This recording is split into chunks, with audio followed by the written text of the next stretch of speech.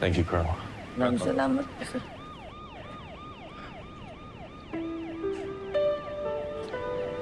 Sir, yung pagdating sa Salamat po. Thank you, officer.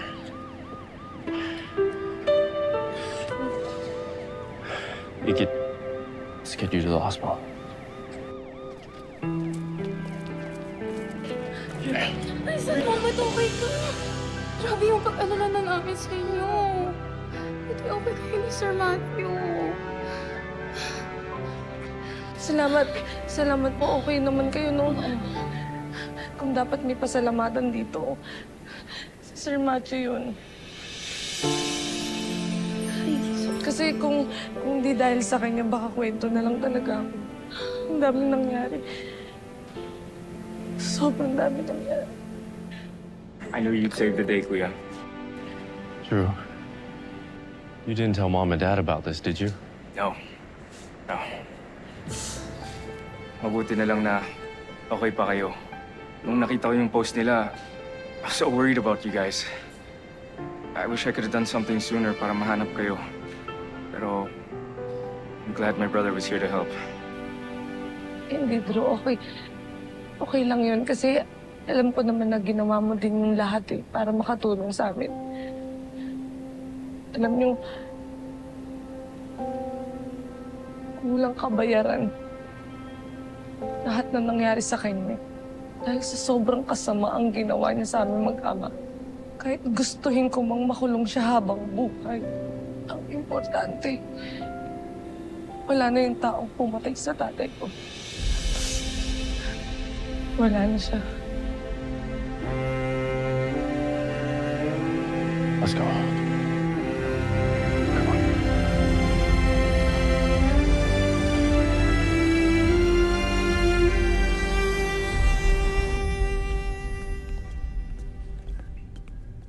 Tinawagan ko na si nanay at tatay. Sabi ko, ligtas ka na.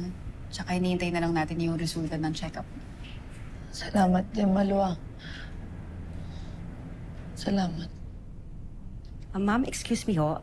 Based on the CT scan and X-ray po, wala naman hong na-detect na fractures or any concussion. So maaari na po kayong makauwi. Thank you, Doc. Kuya, Ikit. May kailangan sabihin si Colonel. Sir, nahanap niyo na po ba yung mga kasapot ni Tita Rica? Nag-under interrogation ngayon yung mga kidnappers na nahuli namin. Pero tumatanggi silang ituro ibang kasamahan nila. But, sir, Rika wasn't acting alone. There was someone else with her.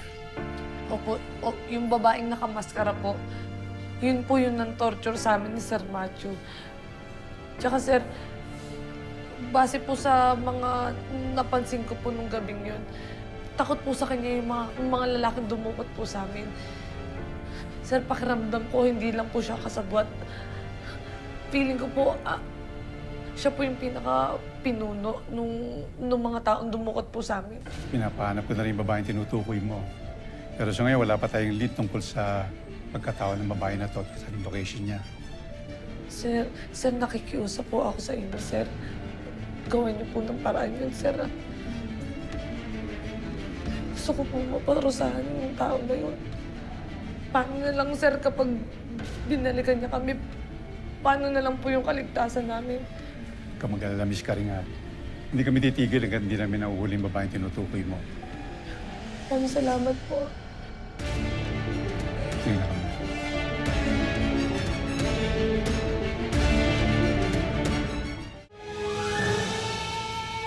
Hello, attorney. Pasensya na ha kung tumawag po ako ng medyo late na.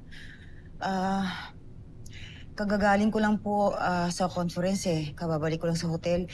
Meron po sana akong ipapaasikaso sa inyo. You know I can say no to you, Mrs. Smith. Ano po bang may tutulong ko sa'yo? Meron kasi kami na employee na allegedly napatay po yung kanyang tatay. Ngayon po, yung mga suspected murderer naman po, illegal na kinamkam yung kanilang mga lupain. Gusto ko talaga po siyang tulungan No problem. May I have the name of your employee as well as her father? Ay, sure, attorney. Wait lang po, Wait lang po.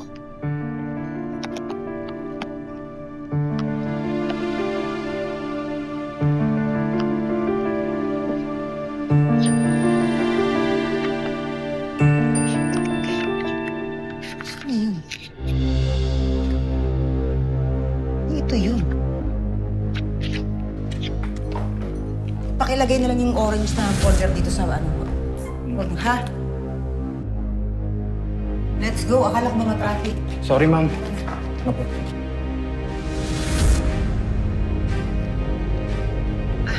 Attorney, naiwan ko pala dyan sa resort yung record. Aagahan ko na lang pong balik ko sa Pilipinas para may abot ko agad sa'yo. Okay. Salamat po.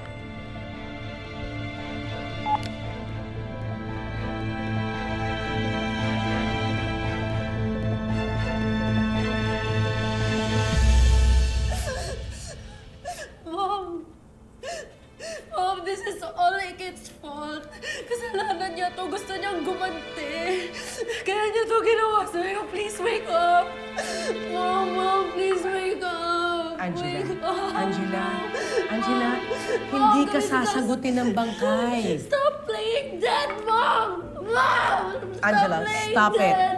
Gaganti pa tayo. Please don't leave me alone, Mom. Angela, Mom. I said stop it! Walang mangyayari kung puro ka iyak at ngangaw dyan.